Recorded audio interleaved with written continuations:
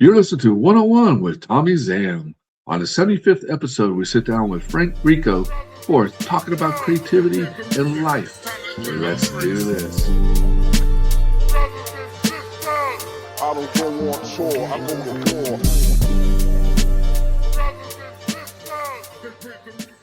Hey, what's up, Frank? How you doing? Peace, brother. I'm good. How are you, man? Oh, man, just enjoying this beautiful winter in San Diego. How's the weather out where you're from? It just snowed last night. There's ice everywhere. It's 19 degrees. Doesn't it sound great? I don't want to rub it in how cold it is here, you know? I'm all right, though. I'm happy. I'm in New Jersey. I was living in upstate New York for a couple of years, and it's like a snow globe there, even in the summertime. Oh, really? That bad? Yeah, it's cold in the summer up there. Damn. So, I mean, real quick, what do you do when it's cold like that in Jersey? Do you just like bundle up, or y'all like go out and play, or what? We live on the Jersey Shore. We grew up on the beach. We're used to it here. Mhm. And it's a different kind of cold when you're by the beach because there's a constant breeze. So like upstate New York, it'll be 10 degrees below zero, and it actually feels warmer than it would here on a 30-degree day. Wow. Yeah, we just bundle up. Matter of fact, the fashion game made a lot of money off of us when we were younger, buying North Face coats and stuff. Fucking fashion world, right? They definitely got that. Now I just wear a Champion hoodie, and if anything, I'll put another one on top of it. I'm happy. Well, you know, the fashion world is going to steal that and make money off of that. You know that, right? Definitely, they're making even more now. So the first question I'm going to ask you is, when you strip it all back, who is Frank Grieco IV before the art, before the brands, before the collaboration? Before all that, I was born into a house of like on a street where the whole street's related, so all Italians, right? Mm-hmm. And my house is right next to a Catholic church where my great aunt was the head chief nun there. She was the principal when I was a kid. So they would pick me up in the nun mobile and run me around and do nun missions. And then I got a little older and went into public school, and I started, I just ran around, and I was always into hip hop culture and stuff like that. And then, there's always been that good inside of me where I don't want to hurt nobody or anything like that. So a yearning for, some kind of guidance from a higher power and stuff like that. So, I had to drop the Catholic thing to get there, to be honest with you. Yeah. But yeah, I'm just, I'm good with my hands, woodwork, stuff like that. My dad's a woodworker.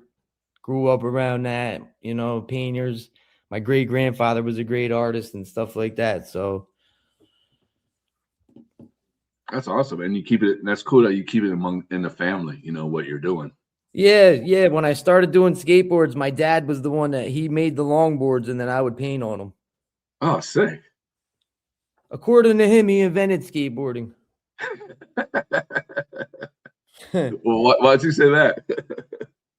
Yeah, he grew up in what, in the early 60s, I guess. Mm-hmm. And he kind of comes from a mafia-ish family, but he was different. He was a surfer and stuff like that. And like I said, he's a woodworker. So I bet he did make his own skateboard.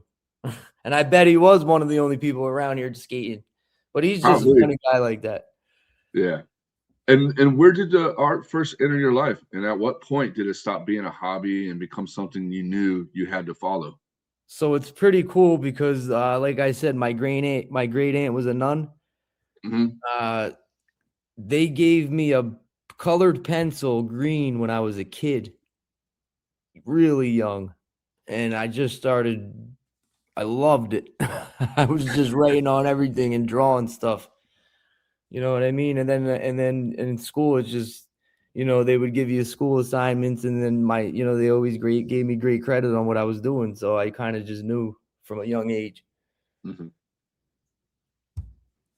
That's right. I mean, and so now you took that, and now you're doing like other art type artwork, like like did you get into graffiti? Did you get into like other kind of art? So yeah, we always have I grew up around hip hop culture in a real urban area. So graffiti was always a big thing, but we would not like the great artwork you see, because the cops in my town's like a small bubble, so you got to be quick. So we would do little bombs. But drawing graffiti in black book style, me and my buddy would have like battles and stuff like that. And then honestly, when I was in middle school, kids were rapping, kids were DJing, and I was making their album covers. And and to us, to the people in my town, the kids, those guys were legendary even at that age. Mm-hmm. So I always had like that around me to be able to do. So now I'm at the point where I'm actually making hip hop covers for, like established artists. That's right. And does it take how do you come up with these artwork? You know what I mean? Like, do you have to like sit like preparation? Do you have to sit there for like a few hours, or does it take you like a couple weeks? I mean, what's your thing that you do to get your mindset to do that? It's a gift and a curse, because people, when people ask me to do something, that's when I have to sit and think about it. And that kills me. For the most part, my best work comes natural. It's like a good example. Like when I was a kid, I pushed carts at ShopRite, right? At the food store, I pushed carts. And for a whole week, there's just an idea in my head that won't go away. And then I would just have to sit down and do it. And then that would be how it would go. So even to this day, like I stay up all night, and usually it kicks in around 2 a.m., which is weird. That is weird. Right. And I get this wave and all these ideas start coming in, and I just, go with the flow. But once I start a project, then then it's like an avalanche. So I'm gonna go back a little bit. So you said 2 a.m. Do you feel like that's a spiritual, like a universe thing, kind of that makes you that does that at 2 a.m.? No, I think it's more of because when it comes to a spiritual thing, I look to the Torah. So I just believe the spirit that's inside me is always consistent with whatever the Most High's will is. It's more like the whole world's quiet, and I know no one can bother me. Mm-hmm. So like if during the daytime, the phone can ring, you can get a crazy email, or you could get bad news. In the middle of the night, I know that ain't gonna happen. So it's perfect peace. Yeah. No, I totally agree on that stuff, because I think a lot of artists and a lot of musicians and stuff like that, they prefer nighttime better than daytime, because, like you said, it's more peaceful. It's more, you're not distracted by the world or anything. You feel like the world is asleep. Right. Is that how you feel? Yeah, definitely. I feel like there's not a lot going on, and I'm just, I'm by myself in my own little world, and nobody could bother me. I could turn my music on and stop and go as I please. That's awesome. And so your work carries weight, and does it feel accidental, or what parts of your life shape that seriousness and intuition? Well, I'm sorry. Say that again. So your work carries weight and doesn't feel accidental. And what parts of your life shape that seriousness and intuition? Okay, so like I said, I grew up in an environment of a hip hop cultures type of place, right? Mm-hmm. So we grew up freestyling and rapping and stuff like that. But I can't rap, so what can I do? I can do artwork for it, and that's kind of one of my driving things. Another one, honestly, is peace of mind. Like, it's not always hip hop art. I'll draw a lion or whatever, or a boat or something, and that's just, I don't know. It's like a calling to do. Yeah. No, that's definitely right. And then you say you can't rap. Oh, have you tried?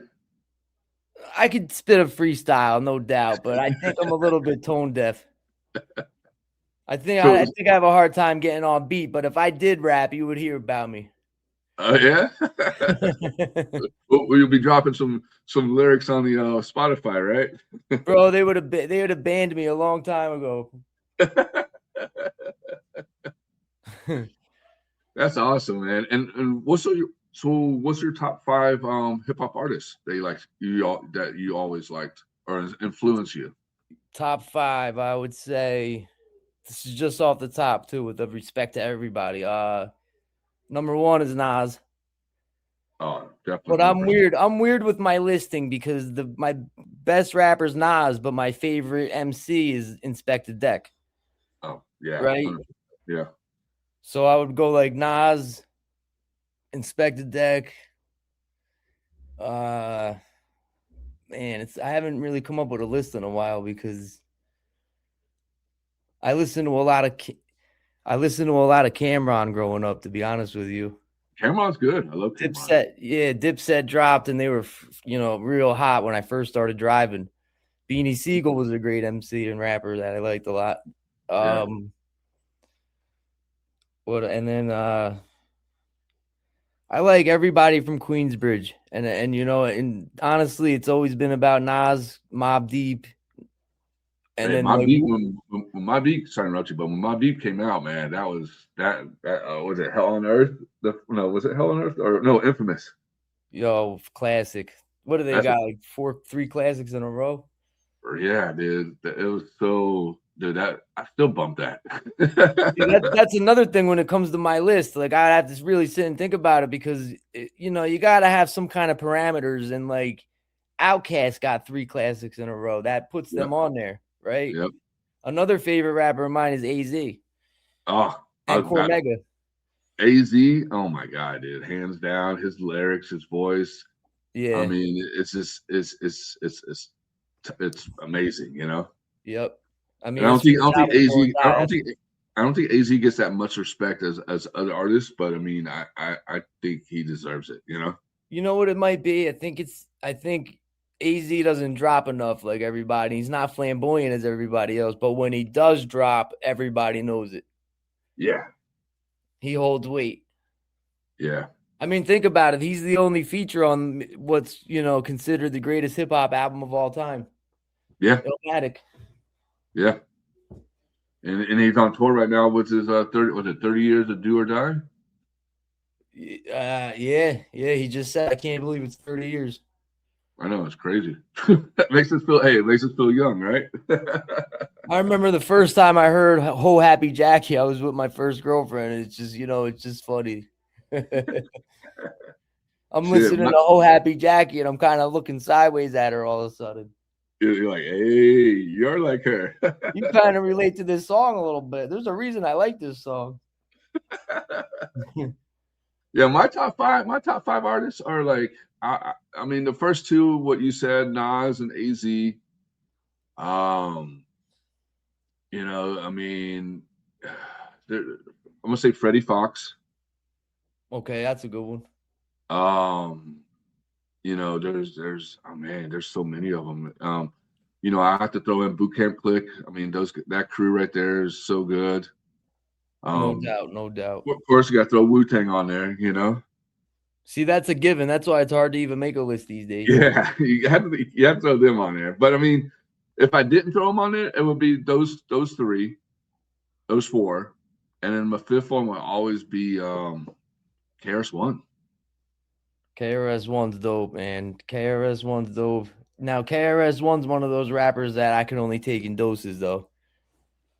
Yeah, there's some albums that there's some stuff that he comes out is really good, and there's some like, yeah, no, yeah, it's too much for me. Because That's just my opinion. He's coming hard on almost every song, and he's talking about something on every song, and it makes you think. Yeah, You gotta like kind of step back if you're actually listening. Like I'm into lyrics, so you step back and listen and actually hear what he's saying. You know what I yeah. mean? No, I know what you mean. I mean, if I'm driving, the KRS-One comes on, if I'm in that mood when I'm driving, I'm like, am I in this mood? Nah, I might play it back another song, another time, or something, Right. But then there's other artists where no matter what, when their song comes on, because it's made for that, it's made for the car. Yeah, or flying or traveling or anything, Yeah, it's just soothing. It's flow. No, it definitely is, man. It's great. It's crazy how you think like music, any type of music, hip hop, rock, any type, it generates our generation. And what I mean by that is like you being an artist, me being a skateboarder, how it influences our culture. Yes. Yes, it's amazing. It's unfortunate that it's getting weaponized in a way these days, and it always has, but that's just the nature of the beast. Yeah, yeah. I mean, But it's that's how influential it is. yeah. No, it definitely is, man. It's crazy how you think that.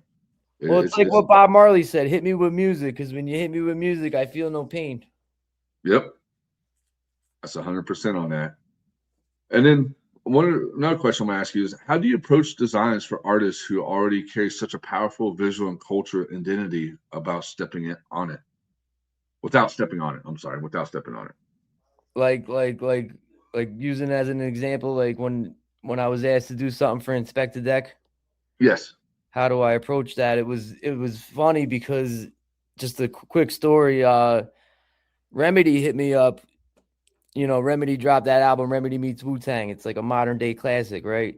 Hmm.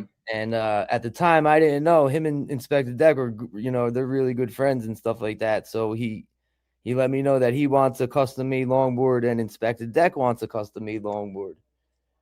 And like I said, Inspector Deck's my favorite MC. Back to Hmm. the graffiti thing. My tag when I was a kid was the Rebel FRA.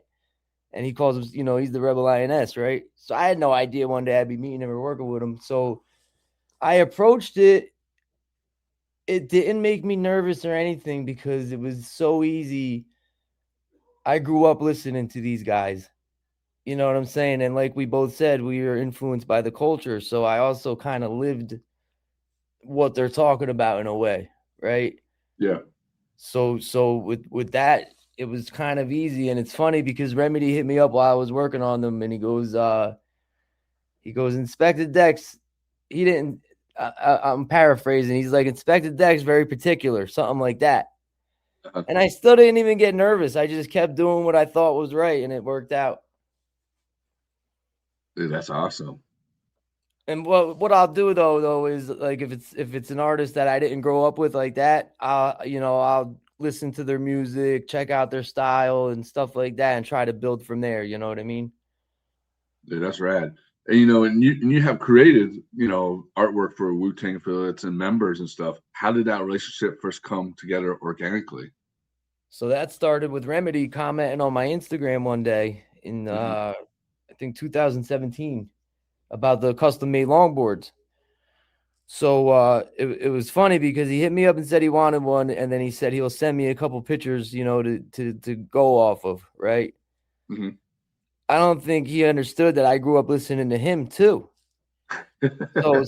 So he told me he has to go on vacation and he'll be back.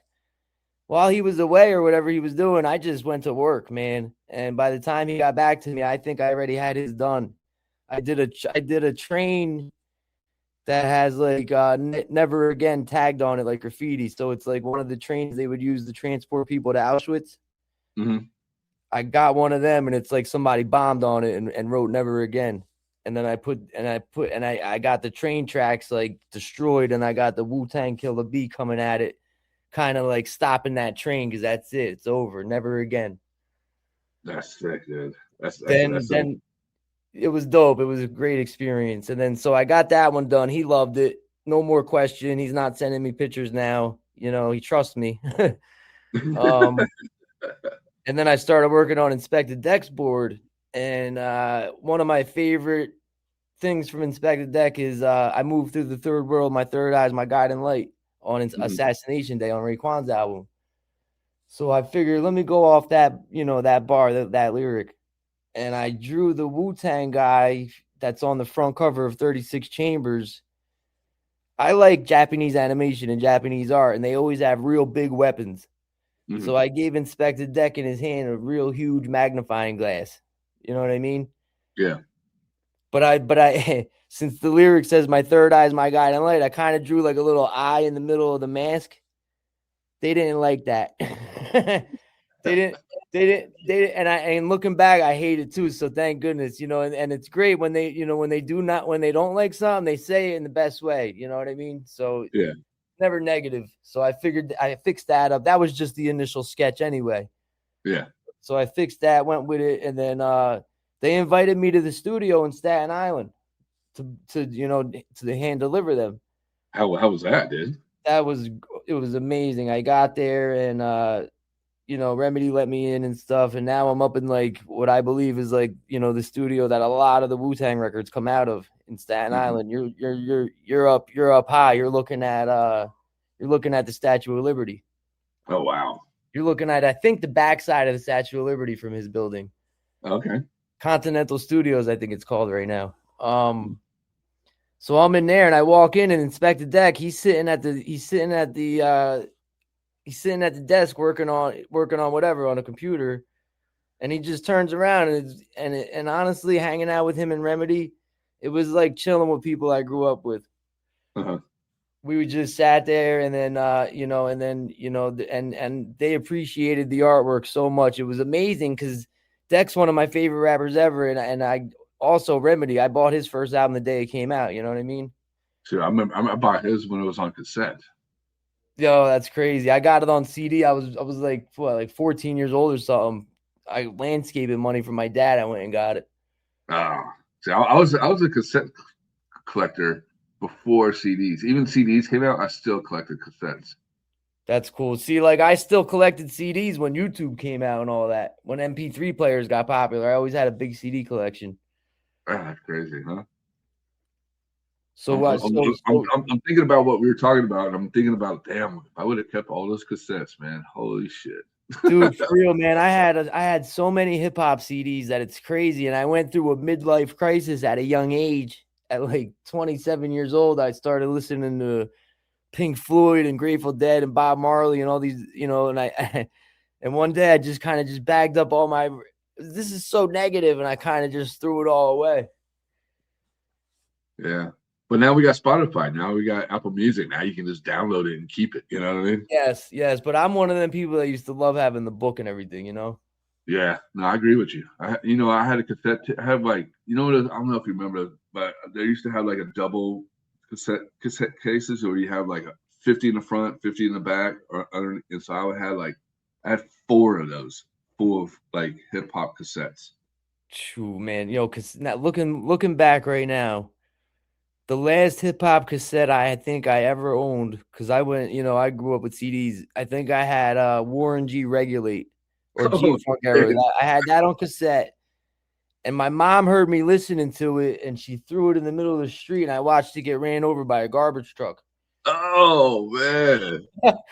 I think that's the last cassette I owned. That's funny, man. Now she's a fan. Now she's a rap fan, though. Oh, she is?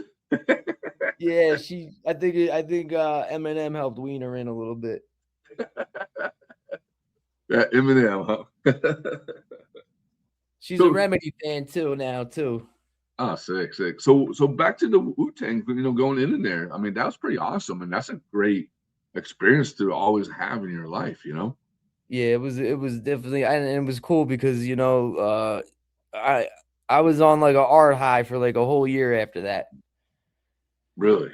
You know what I mean? Like I couldn't even stop I just had a newborn baby at the time too, so that's what really got me back into the art, where I started posting on Instagram and stuff for him to even hit me up. Mm-hmm. Now I got this baby and having a kid, I don't know, it changes you, I guess. And I just started going nuts, man. I was just pumping out a longboard like once a week. Wow. And these are all hand painted, and I don't really use a paintbrush. I like to use Sharpie oil paint pens. Okay. And you do the same thing when you do artwork for people, for artists and stuff? Same thing? Same way? Yeah. And then, I got pretty good using like a digital app. I don't use AI at all. I don't like it, but I'm talking like digital art where you could just, it's more modern. So I got pretty good at that too now. And now I'm at the point where I learned how to just, you could just sketch something and color it in with the digital app if you have to. So going from, from hand, doing it from the hand, everything, and then going to digital, that must have been like hard for you to get used to, right? It was fun, and what sucks is it's not fun anymore because when I was learning it was so fun to me. Now I'm just like, oh boy, now I gotta wait for this to load. I need storage. You know what I mean? This thing's acting slow. Oh no, it just crashed on me. That never happened with a paintbrush. You know what I'm saying? Yeah. So, but it was really fun starting out. It came easy to me in a way. When I was younger, I was pretty nice with the computer. You know what I mean? Like just like I was the guy that was like burning CDs. There was a game back in the old days in like 1999. It was called RPG Maker 98. It was a Okay. Japanese video game. Somebody translated it into English, and you were able to make like your own video game, right? Hmm. You could make your own RPG, and then you could even go as far as making your own characters. So and everybody in that community had their own website promoting their game and stuff like that. It was like back when forums were real big online. Hmm. So I had my own website, and you could download playable characters that I created back in those days using like 32 pixels. Yeah. So the digital art, that was fun. Well, that's right. I mean, my artist is my art is like, I don't know. I try my family. Actually, my mom was an artist, and my middle brother he got it from my mom as an artist, but me, nah, dude. My art is like scribble, scrabble, or stick figures, or I'll do like the like crazy little like faces or something like that. But then I'll try to sit there and try to do art. I'm just like I just throw it away. I get frustrated and throw it away. So I have a lot of respect for artists because it takes a lot of time and a lot of you know using your brain and everything. I have a lot of respect for you guys for what you guys do because it takes a lot of hard work. I appreciate it, brother. Hey, listen, man, don't ever count yourself out, because I guarantee when you were a kid, you were an artist. And Probably. and don't count yourself out too, because look at John Lennon's art, and that's art. Yeah. Yeah. No, you're absolutely right. You know what I mean? There's a lot of people who design, who are artists, and that I sometimes sit back and be like, really? But then I'm like, wow, man, that's actually Somebody pretty. likes it. Yeah, and they buy it. I'm like, shit. All right, cool. Like, I'm Hey, not even hating on John Lennon's art. I don't even mind it. I kind of like the simplicity of it. yeah, That yeah. would be a challenge for me. Like, if somebody asked me to do something that simple, I couldn't do that. So how about that? Who's the Hey, real we're in the artist? same boat. Same boat. I can do the simple art. You can do the tech art. How about that? Yeah. We can put our art together and make one big art, and then hey, we can sell that shit for millions. Yo, for real, man. But you know what? People will buy that shit, man. I'm telling you. People will buy it, but we're living in the age of content now. It's so weird. It's Yeah. like it changed overnight even. You don't even know if it's AI or not.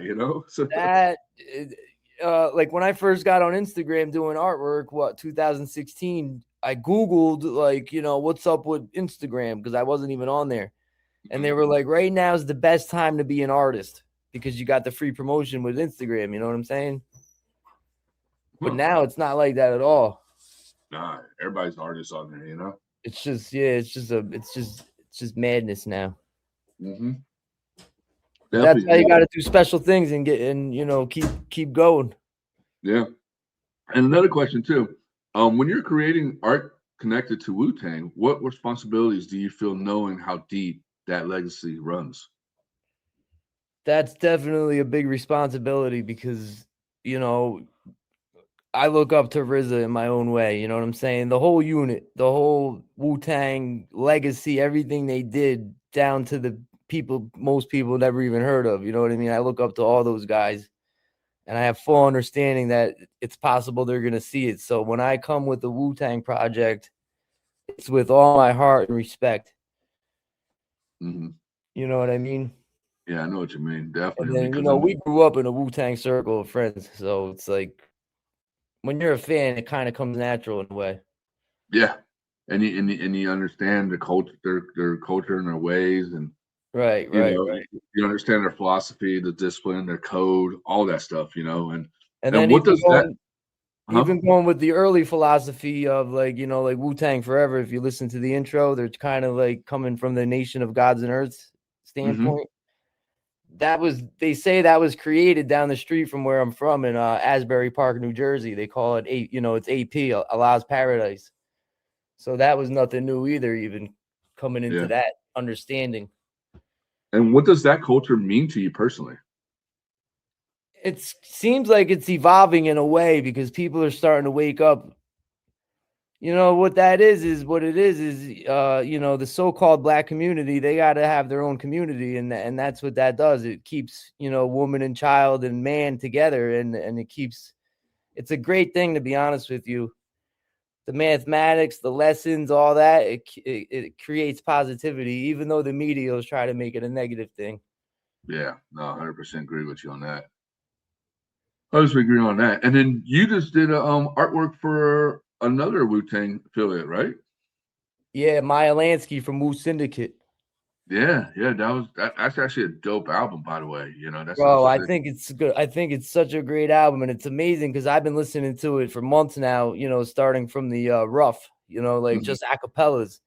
And I'm still listening to it every day because it's fire.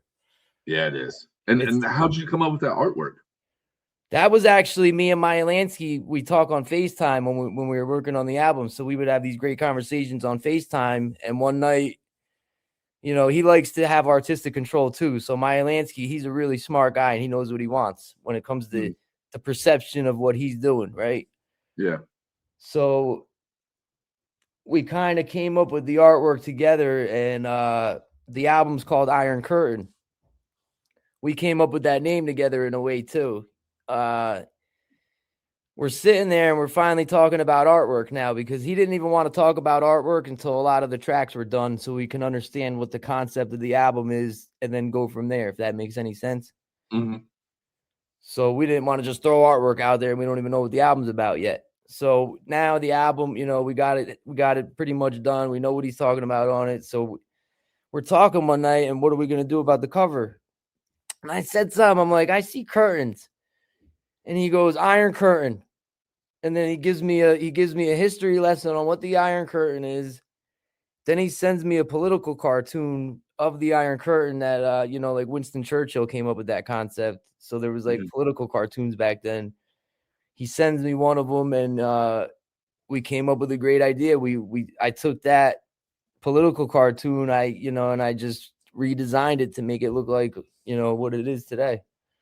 that's awesome. I mean, that's a great artwork too. I mean, if you know the listeners ever, you know, are listening to this and want to check the art out, definitely get it. You know what I mean? Get it on all platforms and wherever you can find it. I mean, it's definitely amazing artwork.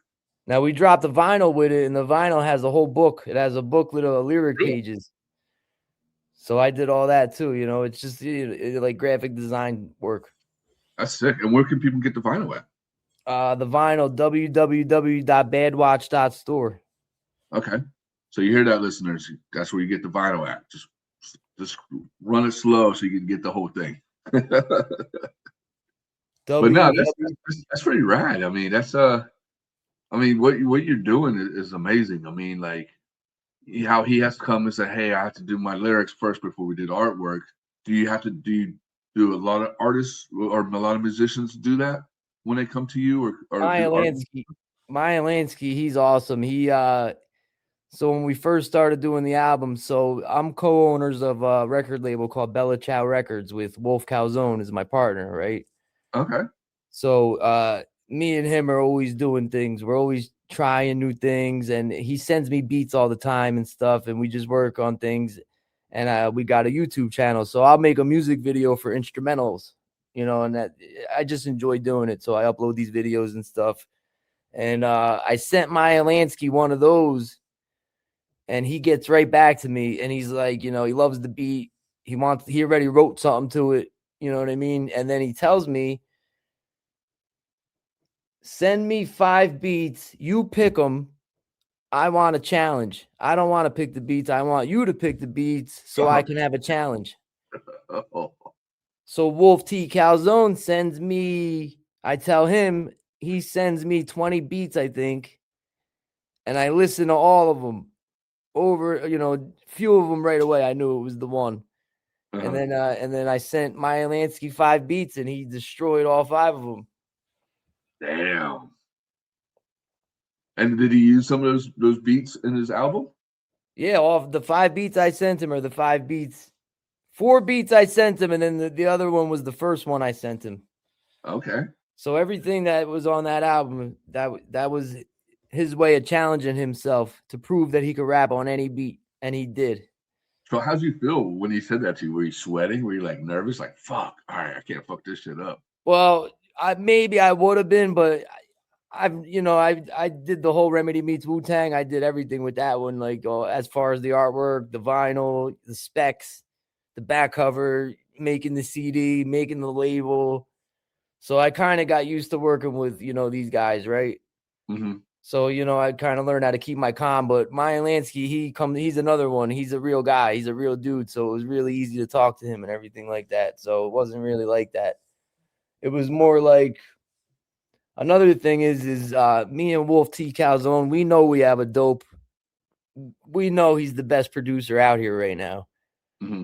So it's an honor to share those beats and have a great MC on there. You know what I'm saying? It's almost was like a mutual respect.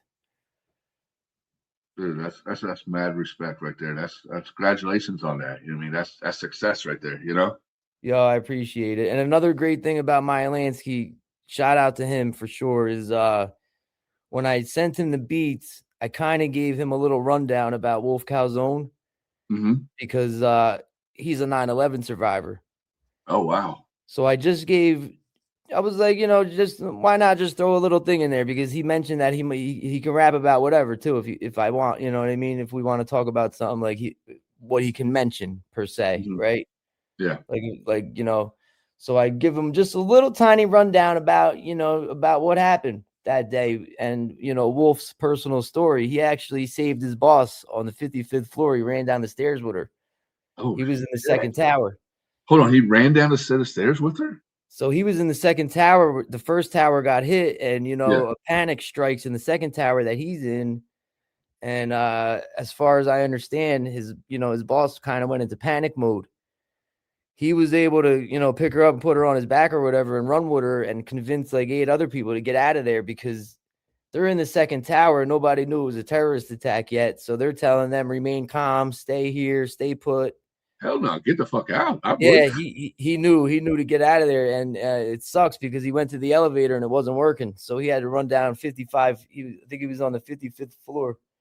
So I gave Maya Lansky a little story about that, and he made a song called Casualties that we have on the album.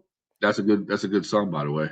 That first verse is a true story, and then the second verse, Halo, comes in and it's kind of like a concept in a way. Like the first is Wolf Calzone's story and like an actual person of the day. The second verse is Halo coming in like just a regular civilian that ends up getting mad seeing it all, right? And then the third guy coming in, Sakurai, he comes in with how it is now with the conspiracy theories and this and that. Mm-hmm. So that was pretty cool. That was actually really cool. Yeah, that's a good song, by the way. I mean, the whole everything on that album is definitely 100% good fire, like you said. You know what I mean? It's definitely. I listen to it like in my car, probably like 6. I just let it run and just let it run all through. When I'm driving or whatever, I just let whatever album, whatever I'm listening to, I'm into. I just let it run and run and run and run all day. One of my favorite tracks is, and I love the intro. Something about it, the beat, what he's talking about, it's the real Maya Lansky talking there. And the way he says, they'll never stop. They have too big of an investment in me now. It's just so gangster the way he says that. Yeah, it's definitely a really good album, 100%, Yes, sir. Appreciate it, man. And the artwork and stuff is amazing too. That's why I was like, holy shit, dude, this is dope. No, for real. It was definitely a great honor. And it's funny too, because we were talking about the Swarm album. Mm-hmm. The 2 standout tracks from the Wu affiliates is Remedy and Maya Lansky. He got the song Where Was Heaven. So it's just funny. Those are the 2 artists that I'm, currently working with right now. No, that's legendary for you, man. That's like, hey, that's a dream come true right there, It's definitely carry your head high in your own, being, just have it helps with, just because, like I'm a construction worker and stuff, and I work in the dirt all day. So just to know that I do something that positively impacts hip hop is great. No, I mean, what I'm going to say to you is basically, if you look at it, you have 2 lives. you have two lives, right? You're a construction worker, you work in the dirt, you bust your ass every day, but that's what everybody knows you as. You know, I mean, they might know you as other way, but that's what people know you as. But Right. really, you hold such a high standards in your life because you're an artist and you have done so much for so many musicians and artwork and people and stuff like that that you inspired that these people don't know who you really are, but you know who you are. You know what I mean? Yep, that goes with the 2 a.m. thing too. Maybe it's like a Batman thing. Oh, there we go. You got to do a Batman album, dude.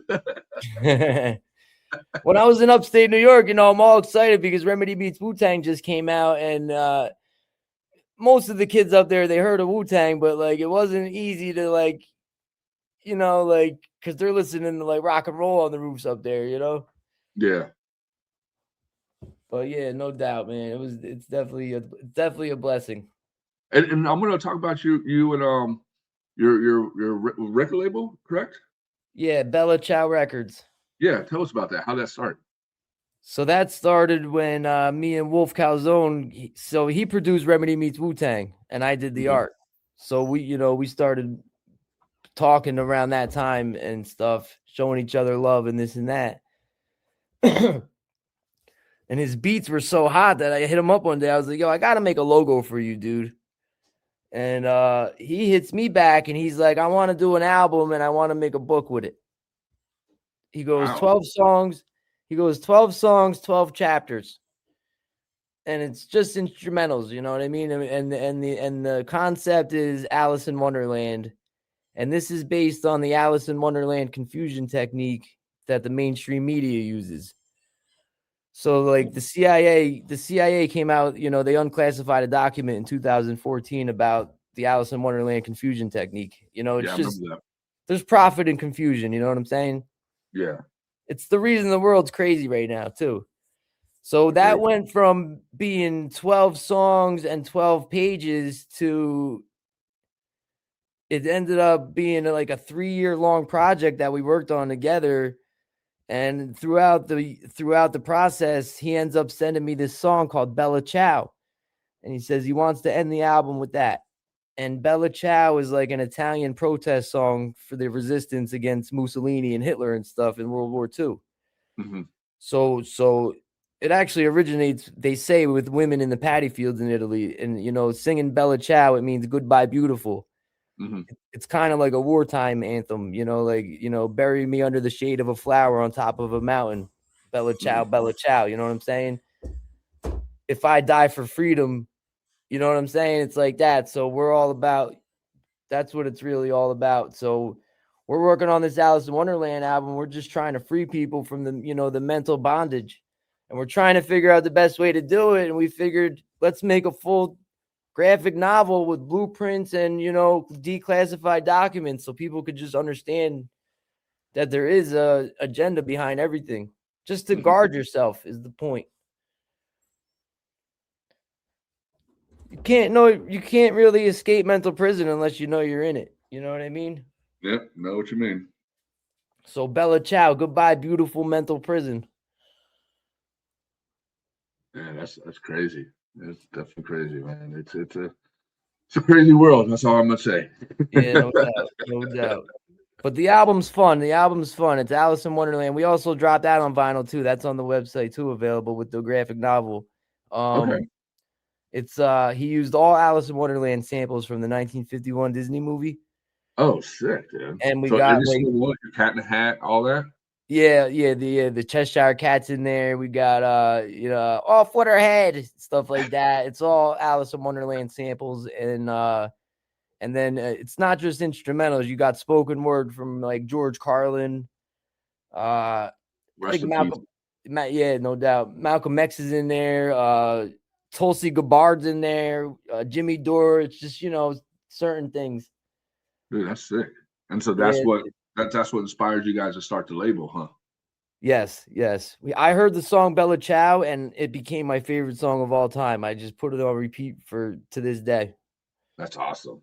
That's That's awesome. And so that's pretty cool. So he's the producer, you're the artist, and this is what you guys present to the musicians that wanted that you guys try to help out. So our thing is where it's like he's the producer, I'm the artist, and then somehow together me and him create these things that are amazing. But it's not just that. We'll make the vinyl, website, whatever, shirts, skateboards, merchandise, we'll run the whole show, you know what I mean, if we have to. Dude, that's rad, dude. That's a So lot of it's like hard an work. all-in-one package. You rap, we make the beats and do everything else. You just send us the verses. Yep, you just do your thing, and we'll make the magic happen. That's it. That's so rad, dude. That's And cool. that was another cool thing when Maya Lansky finally heard the album. He called me up and told me how great it was, and he appreciates that he can, hand his craft off to someone else and trust it, and it comes out amazing the way it did. So that was definitely a good, pat on the back. Yeah, that takes a lot too, especially to have a trust from musicians to do that, because I mean that's their artwork, Definitely, especially when it comes to rappers. Rappers want to be obviously in control of every single aspect. And don't get me wrong, Maya Lansky was there throughout the whole process, but he definitely was able to sit back in his own way. Even Remedy gives me full artistic freedom. He lets me do what I want, and then I'll send him first the rough draft. I'll send him the next phase, and he'll be like, well, why don't you do this? Why don't you do that? And then the one thing he points out is usually the one thing I didn't really like that much either. Yeah. You know what I mean? That album you did for Remedy was dope as hell. I love that album. That's a great album too, and that's fully produced by Wolf Calzone too. Yeah, So, that album, that artwork was amazing. I was like, damn, I want that as a shirt. Yo, I appreciate it, man. Wait until you see part 2. No, I'm just kidding. I can't wait, man. So I did that cover, and one day Remedy hits me up and he sends me a colorful version of it in an email, and he goes, "This is the new thing." So I'm like, "What the heck? Who colored in my art?" and it was done with like paint. You know what I mean? So he goes, "Give it us." He goes, "I just want to get let you know this is what they're gonna do," because I didn't understand at the time that he was doing a variant with Rough Nation Records. With Remedy Meets Wu-Tang, he has 2 covers for that, right? Yeah. So he's letting me know that they're trying to make. So I was like, "Well, what's this thing? What is it? What do you mean? Add color to it?" And he's like, "Yeah." So I like the black and white, dude. That was sick. So funny. It's funny because when I did the original painting for the cover, the black and white cover, before I colored it in, I scanned the outline of it all because I wasn't sure, because I was gonna color it in colors, right? Yeah. Then I decided to go black and white because it's perfectly neutral and it works with the contrast. But I had a feeling to scan the outline. So when he sent me that thing and told me he had color to it, I was able to take my digital app and I was like, what can I do here? And I was like, let me try to make it look like marble tile. So I just took all these like marble textures off the internet, and I just fitted into each line on the outline that I had. And that's how you got the colorful cover. Dude, that's sick. Hey, you did some amazing work, and I can't wait to see part 2, Yo, it's gonna be dope, man. Remedy's great. And another cool thing about that was Chris Schwartz ended up hitting me up on the phone. He's he's in charge of Rough Nation Records. He gets a lot of credit for like being the one that like signed and took care of Lauryn Hill and Nas and stuff on Columbia Records. I think Criss Cross too, even. So this guy's like a legend, and me and him, we ended up talking on the phone for a while. And for someone like him to tell me, do whatever you want to do because it's gonna be dope no matter what you do. Damn. That's what he said to me. And once he said that, I can't let him down. So it has to be dope when I do something, is how it has to be. When someone like that says that to you, do you feel like the pressure's on, or do you feel like calm and relaxed? It's so funny. I should feel pressure, but I didn't. I felt calm and relaxed because he's another one. He was such a great guy. I think we talked on the phone for like 2 hours. It was a great conversation. It was like talking to somebody I knew. So, and the conversation was about the label to use on Remedy's on his vinyl. Okay. He called me up to tell me he's going to send me the Rough Nation label, and I said, "No way, I said, no way, we're keeping Remedy Star as the label on the vinyl." Oh, hell yeah, you have to. I'm the artist, and I made an executive decision on that. No, no, no. I'm glad you kept it that way because that means a lot. You know what I mean? Yeah, that's what I said to him, and when I said that, and I kind of like just said it, I think he respected that, and we ended up becoming friends on the phone right there. Yeah, because if he would have changed that and you didn't do that, it would have been, it wouldn't mean more than what it means. I said we gotta have that star spinning. Like if someone's spinning that record and you see that star spinning, that's fire, Yep, yep. No, 100% agree with you on that. Nah, man, I'm proud of you. What you've been through. You know what I mean? Like you've done a lot. And you're influenced a lot of artists out there. That's cool, man. I appreciate that. And I hope and so. and I got a couple more questions. So on your bio, you reference some scripture, some ancient language, and some symbolism. And how Yeah. much of that is your personal belief versus artistic language? So I don't want to sound bold or anything like that, but I don't really have a belief. I know, like this, I understand that I'm a Hebrew from one of the lost tribes. The ancient language that you see on my profile is they call it Paleo Hebrew Mm-hmm. or Phoenician Hebrew or Biblical Hebrew. Mm-hmm. And those are the characters that spell the Most High's name. It's a Yod Hey Ua Hey. And then the scripture I put up is so, being a Hebrew, I don't practice Judaism. I don't practice any religion, to be honest with you. I kind of just, live the culture. That's what's in the Bible, not a religion, if that makes any sense. You're more spiritual like me. You believe in the Yeah, spiritual right. stuff. And a lot of people don't really understand that the Bible's not about religion at all. It's not even in No. there. It's a culture of people, It's just a way of living. And even the Torah, like those are instructions given that you might live. It's nothing Mm-hmm. more than that. You know what I'm saying? Yep. So they turned it into a whole thing. But anyway, the scripture I have there, I think I have Psalm 22. Oh no, Yeah. I got Joshua 24:15. That says, if you find it evil for me to serve the Most High, then you go and serve the idols and everything else you want to do. But as for me and my house, we're going to serve the Most High. And that's Joshua. This is from, this is right after Torah ends, when Joshua goes out to start conquering the nations and reclaim the land. Mm-hmm. No, So I definitely get what you're saying. I mean, I'm more spiritual side of Judaism, Hebrew, whatever. I'm more believing that than actual the going to church or a mosque or temple or whatever. You know what I mean? I right, believe that we as humans don't have to go do all that.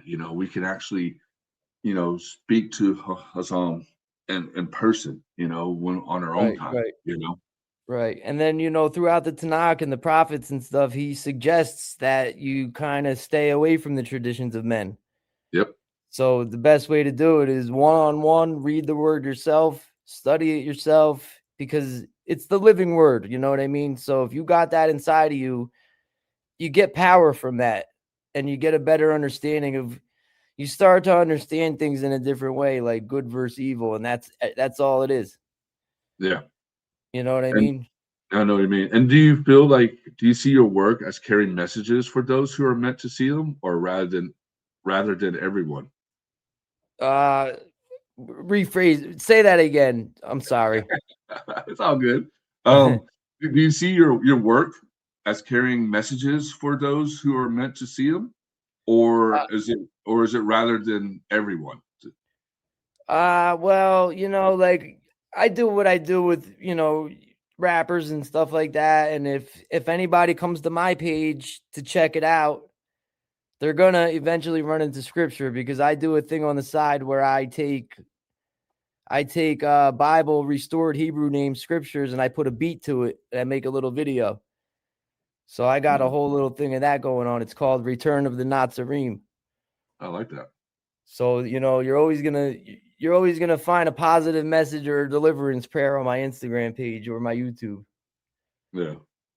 You know what I Yeah, mean? And honestly, it's just, I'm not, not to push any belief system or anything, but if everybody, in my opinion, in the world understood Torah, then we would all be able to execute righteous judgment. and I agree with that. And And it's and just, that's what it is. yeah, I totally agree with you on that. But it's such a crazy world. That's all I'm Well, gonna say. the world's designed to keep you away from that. So that's what's really going on. Yeah, the evil doesn't want us to know the truth. Yep, and that makes it that much more fun for me to learn it.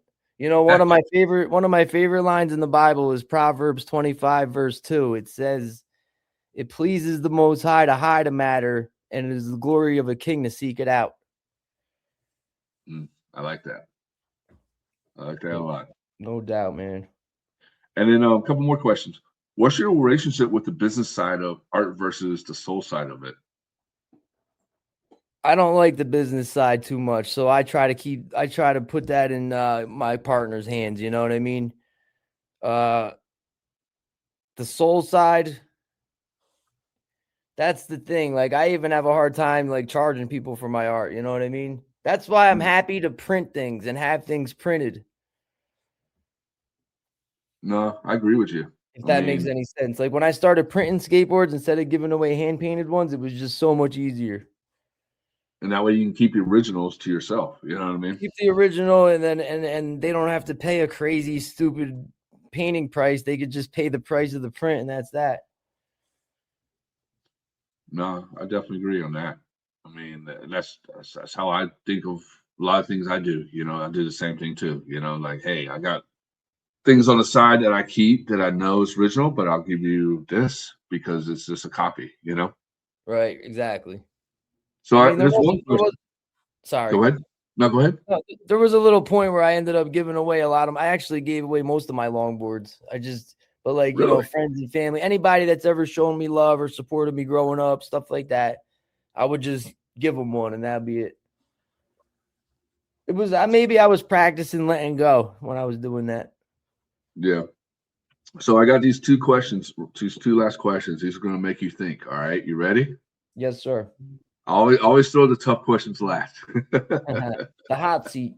The hot seats put you in the spot, man. Um, what do you want someone to feel when they look at your work years from now and don't know your name yet? When you look at my work years from now, understand that I was able to manipulate artwork that looks like any other artwork in the world, but mine is all done with Sharpie oil paint markers. No, Hey, that's a good one. that's not my only medium. I do use a paintbrush and stuff like that, but people should know that, hopefully, by looking at anything I do, that I put my heart and soul in it all. And I research a lot. So most things I do a lot of research on the subject at hand. I don't just pump stuff out there. I have to know about it. Damn, that's good. That's definitely good. So the last question: if someone's listening to this, feels like they're standing at the edge of their own path, creativity, and what would you tell them about patient discipline and staying true? The best way to do this is to be humble and always take criticism. Even if it's negative feedback, it's feedback nonetheless. And that means that they're supporting you in their own way. Never have a negative emotion to negative feedback. Always come back with a positive reaction, and don't ever sleep on yourself. And when you get that feeling to go, do it. Go. Don't wait. Damn, that's true. That's 100% true. And where can people find your artwork, your the record label, stuff like that? Do you have like a website, social media, anything like that? Yeah, so like I said, most of the stuff we put out these days is going to be on www.badwatch.store. My Instagram is FGIV Original Art. And then on YouTube, Bella Chow Records. Okay. All right. And then what do you got coming up for the rest of 2026? Or not rest of 2026, but what do you got coming up for 2026? Anything fun? Yeah, man. On the Iron Curtain album, you heard verses from Sakurai and Halo the God. Mm-hmm. I think the first album we're dropping next is going to be Sakurai's solo album. So he's the one, he's on Casualties. He's on, he rips it on that other song. What's it called? I'm having a brain fart right now, but yeah, he's coming out next. It's called Antarctica 2, fully produced by Wolf T. Calzone, Bella Ciao Project, and the other guys will be featured on it. And then we're just going to keep pushing forward. Hell yeah, dude. I can't wait for that album. That album's going to be dope as fuck. Yeah, man, no doubt. I suggest everybody check out the Alice in Wonderland project we worked on as well, because we're talking about putting rappers on that, on the instrumentals of that album.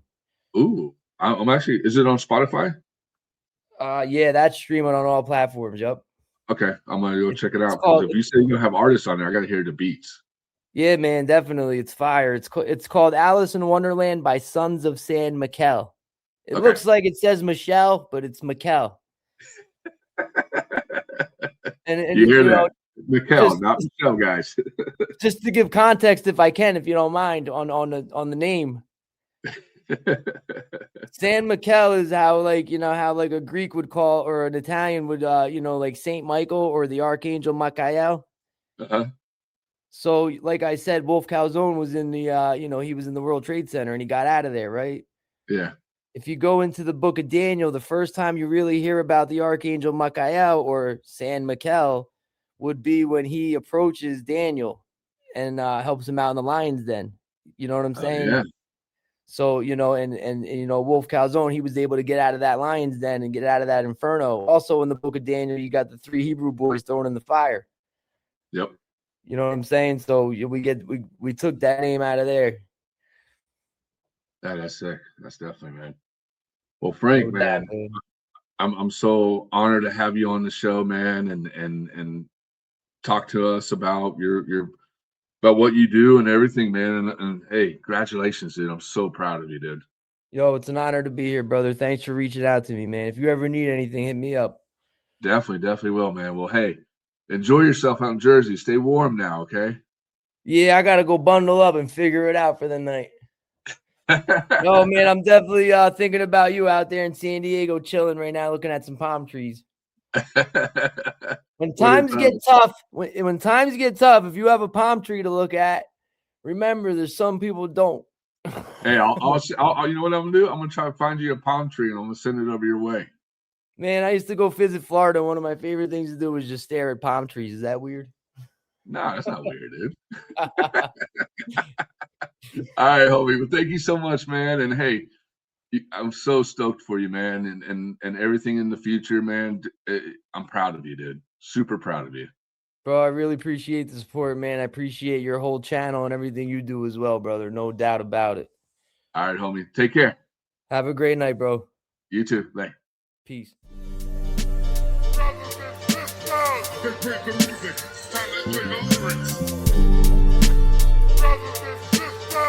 I don't go on tour, I go to war.